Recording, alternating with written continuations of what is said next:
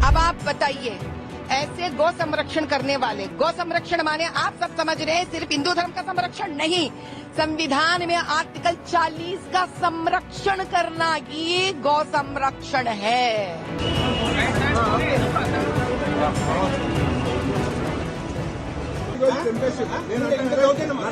जो गुंडा है वो इब्राहिम, वो प्रशांत के ऊपर गोली चलाया, वो उनका क्रिटिकल कंडीशन है, इसके ऊपर जरूर एक गवर्नमेंट एक्शन देना है।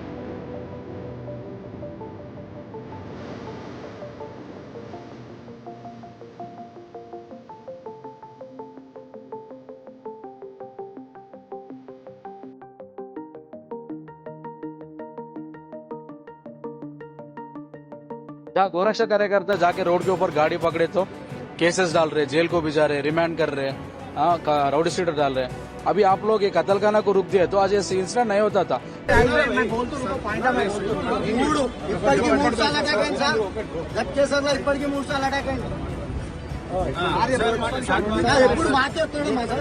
ఎందుకు ఎంఐఎంల మీద ఎందుకు ఎంఐఎంలతో గట్టిగా మాట్లాడారు? ఎంఐఎం వచ్చి పోలీసు వాళ్ళకి చెప్తాడు మేము సాగు మాట్లాడితే తప్పైపోయిందా సార్? ये तेलंगाना में एमआईएम का गुंडा लोग बहुत राउडीज्म का बहुत चल रहा। मेरा ऊपर भी 1-2-3 बार अटैक हुआ था और मेरा प्रेसिडेंट कालो के ऊपर भी, सबके ऊपर बहुत बार हम पुलिस वालों को रिक्वेस्ट कर रहे हैं उन लोगों के ऊपर कैसे भी उन लोगों को वो कंट्रोल करना बोल के। आज लिमिट क्रॉस करके सोनू गोरक्षा कार्यकर्ता के ऊपर गन से शूट करना, वो बहुत सीरियस कंडीशन में, अभी बुलेट भी लिवर के तकलीफ हो रहा कहते हैं। अभी ऑपरेशन कर रहा है, ऑपरेशन करने के बाद बोल रहे डॉक्टर्स भी। तेलंगाना राज्य में एमआईएम का राज चल रहा, गुंडा राज चल रहा। हैदराबाद सिटी को 2000 से ज्यादा भी गाय को लेके आ रहे हैं, इलीगल स्लॉटरिंग को लेके आ रहे हैं। इसके ऊपर बहुत लोग फाइट कर रहे हैं, हम लोग भी गोरक्षा कर रहे हैं। हमारे ऊपर राउडी शीट ओपन करते हैं, केसेस डालते हैं, पीडी एक्ट ओपन करते हैं, क्या क्या केसेस डाला, लेकिन एमआईएम वाला को कुछ भी नहीं कर पा रहे। आज शूट करके उधर गए तो 1 घंटा हो रहा कार्यकर्ता को शूट करके, कोई भी हाथ नहीं उठा रहा, एम्बुलेंस नहीं आया, 10 जने पुलिस वाला है, पुलिस वाला उठा के लेने की सिचुएशन भी नहीं है। ऐसा है तेलंगाना में हिंदुओं का परिस्थिति। हम लोग पुलिस वालों को रिक्वेस्ट नहीं कर रहे हैं, हम लोग वार्निंग दे रहे हैं, अगर कुछ ना कुछ नहीं किया तो पक्का हिंदुओं पूरा बाहर आके कुछ ना कुछ करते बोल के वार्निंग दे रहे हैं। ऐसे वक्त में पिछले कई सालों से तेलंगाना में गौरक्षा करने का काम हमारे कार्यकर्ता कर रहे हैं, लेकिन हर बार की तरह इस बार भी पुलिस डिपार्टमेंट को हम बार बार कह रहे कि यहाँ पर जो हमारे गौरक्षा के कार्यकर्ता है उनको जान से मारने की कई सारी धमकियां बार बार आ रही। आज तेलंगाना में हम ये सुनते थे कि उत्तर प्रदेश में, बिहार में, छत्तीसगढ़ में वहां पर गन से शूट करना एक आम बात है। तेलंगाना में ये पहली घटना है कांग्रेस सरकार बनने के बाद जो आम आदमी रोड पर सीधा सीधा शूट कर रहा, तो ये बड़े ही दुर्भाग्यपूर्ण की बात है। और ये जो एमआईएम का एमएलसी है रहमत बेग, ये उनके साथ फिरने वाले कार्यकर्ता है। वो जो कार्यकर्ताओं के साथ फिरकर ये एमआईएम वाले इन कार्यकर्ताओं को बल दे रहे, तो आज ये डिमांड यही है कि 24 घंटे में उस कार्यकर्ता को जो मारा गया है उन तमाम लोगों को पकड़ना है और 24 घंटे में जेल में डालना है, क्योंकि आज जो हमारा हिंदू समाज है आक्रोश के अंदर है। सब अभी सिचुएशन सर्जरी के लिए भिजाए सो है, 72 आवर्स का अभी टाइम दिए सो है। गोली जो मारी गई सीधा पेट के पास छाती में गई उसके, मुझे लगता है कि ये बहुत बड़ी जान के खतरे वाली बात है। आज पुलिस डिपार्टमेंट इनको समझना होगा और तेलंगाना की सरकार को भी समझना होगा। ये खुलेआम जो गोलियों से मार रहे और हमारे जो कार्यकर्ता है कोई इलीगल तौर पर गौरक्षा नहीं करते, कानूनी तौर पर जो सेक्शंस है उसको रोड पर पकड़कर पुलिस स्टेशन में दे रहे, लेकिन वहां पर एमआईएम के लोग आकर पुलिस स्टेशन में बैठकर जो गौ माता को हम लीगल लेके जा रहे, इलीगल लेकर जाकर उसको गौ स्लॉटर में तोड़ने के लिए उनको काटने के लिए लेके जा रहे। तो हमारी डिमांड यही है कि हमारा जो भाई अभी अंदर है, उस भाई को जिसने भी मारा है 24 घंटे के अंदर उसको पकड़ना है। मेरा बेटा मौत जिंदगी से लड़ रहा, मेरा बेटा और 10-19 हावर कर दूंगी मैं। गौरक्षा के लिए वाल्मीकि समाज की बहू हूँ मैं बड़ी। ये हम लोग फोन करे तो उन्होंने बोला गटके शहर में हूँ मम्मी, मैं फोन करे तो बोला उन्होंने मेरे को शूट कर दिया मम्मी बोल के बोला। दूसरा हॉस्पिटल में लेके गए, वो लोग नहीं पकड़े, फिर बच्चे पूरे इधर लेकर आए यशोदा हॉस्पिटल में। कितने दिन से गोरक्षण कर रहे हैं आपके बच्चे? उन्होंने बहुत साल हो गया, उन्होंने 5-6 साल हो गया, 5-6 साल से कर रहा हूँ। रातों में जाता, रात पूरा रोए रहता। जो करे मेरे बेटे को, उसको अरेस्ट करना, मेरे बेटे के साथ अन्याय करे, एनकाउंटर करे, उसको 24 पकड़ना, मेरे बेटे को उसको पकड़ के लाना हमारे सामने। कैसा मारा उन्होंने अकेले को देख के। 10 जने रहे तो मारे तो क्या की, अरे 10 जनों के सामने मारा ना मैं बोल के। जो राचकोंडा पुलिस स्टेशन एरिया के गटकेसर में आज गायों को इलीगल गाड़ी में एक्सपोर्ट करने वाले एक माफिया हमारे गोरक्षकों को फोन करके बुलाकर एक बुल रिवॉल्वर से हमारा गोरक्षक के ऊपर फायरिंग किया गया। आज हॉस्पिटल में सोनू बोल के हमारा गोरक्षक बुलेट इंजूर के होकर हॉस्पिटल में एडमिट हुआ है। मैं भी इस विषय पर डीजीपी से बात किया हूं और अलग अलग अधिकारियों से बात करता हूं। आज डीजीपी बताए गए किसी हालत में जो माफिया है गोरक्षकों को ऊपर गाड़ियां लेकर जाना, तलवारों से डराना और आज रिवॉल्वर से फायरिंग करना, ये पहली बार है, ये पहली घटना है। आज तक तेलंगाना में ऐसा स्थिति नहीं थी। तेलंगाना का लैंड ऑर्डर सिचुएशन कैसा है आप अंदाज कर सकते हैं। 3-4 दिन पहले, दीपावली के 2 दिन पहले ही निजामाबाद में, तेलंगाना स्टेट में एक हमारा कांस्टेबल को एक राउडी ने हत्या किया है। उनको अरेस्ट करके ले जाते वक्त उनको हत्या करके वो चले गए। और आज गटकेसर में गोरक्षकों के ऊपर बुलाकर एक प्लानिंग करके उनको ऊपर फायरिंग किया है। आज लैंड ऑर्डर का स्थिति तेलंगाना में कैसा है हम समझ सकते हैं। इसीलिए मैं सरकार से डिमांड कर रहा हूं, जो हैदराबाद के आजू बाजू जितने भी माफिया काम करते हैं उनको पूरा रोकना चाहिए। इलीगल जो गायों को ट्रांसपोर्ट करते हैं, जितने भी स्लॉटर करते हैं, स्लॉटर हाउस बंद कराकर पूरे इलीगल कोई भी खरीदना नहीं, इलीगल कोई भी उसको ट्रांसपोर्ट नहीं करना चाहिए। ये एक्ट है, इस एक्ट को इम्प्लीमेंट करने का जिम्मेदारी पुलिस का है, मगर पुलिस नहीं करते हैं। पुलिस उनका काम अगर गोरक्षकों को करे तो गोरक्षकों को सपोर्ट करने का काम पुलिसों का काम है।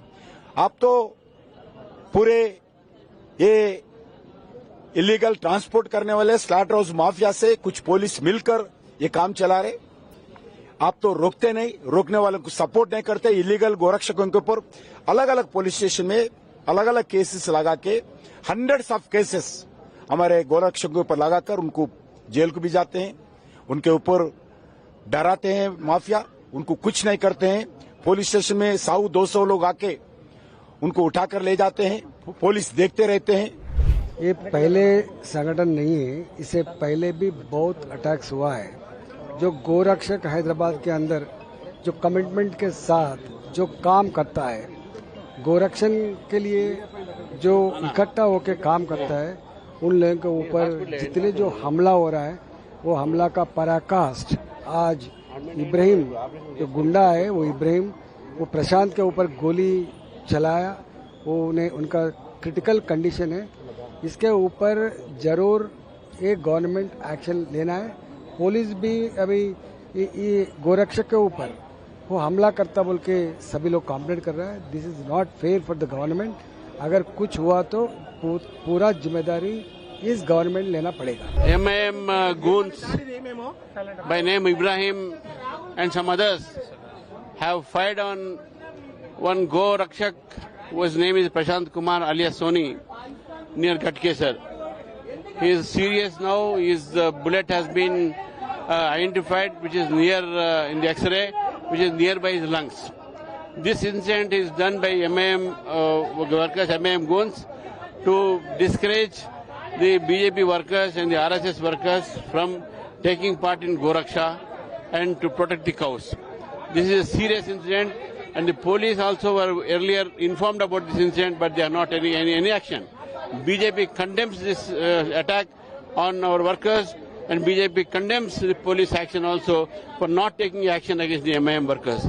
The MIM person who has attacked is already on the flee, and police, in fact, earlier when they were informed, no protection was given to our people. So therefore, BJP condemns, and then because of the state government's protection, the Congress government protection, these people are doing such activities.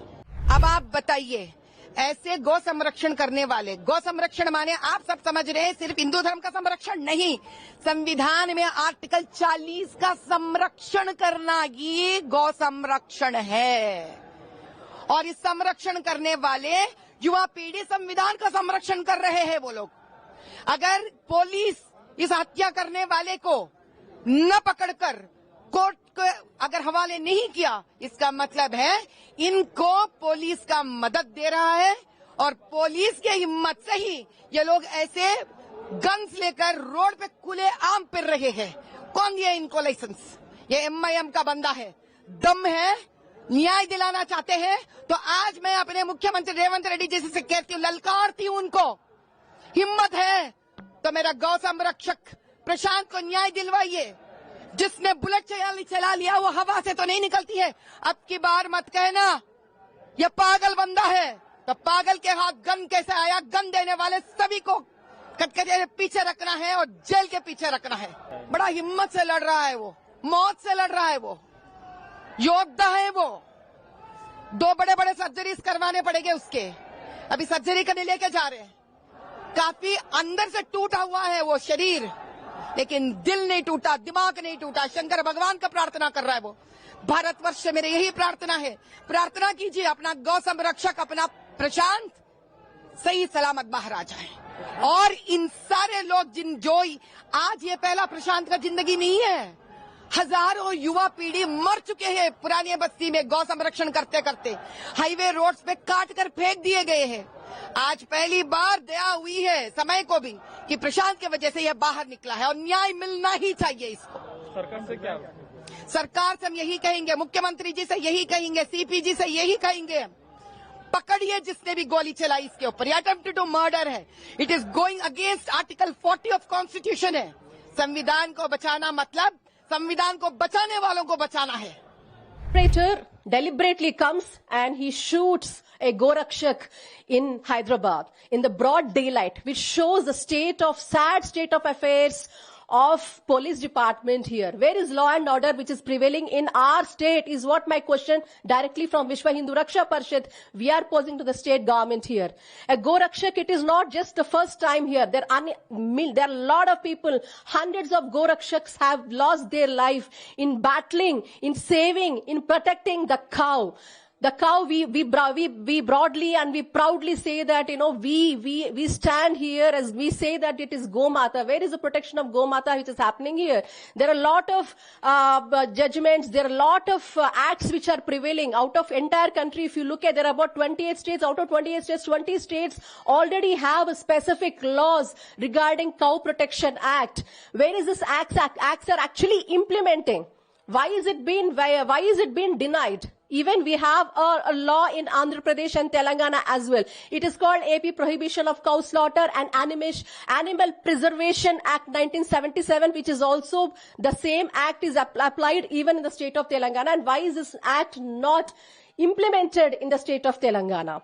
It is, and apart from all these things, there is also entry 15 of the state list of the 7th schedule of Constitution of India clearly states that the state legislature have all the exclusive powers to legislate the prevention of slaughter of cows in any form in the state. Why is it not implemented? It is part of the constitutional right, and also Article 37 and Article 48 of the Constitution also clearly states to protect the cow here in preventing the slaughter. Why is it not implemented?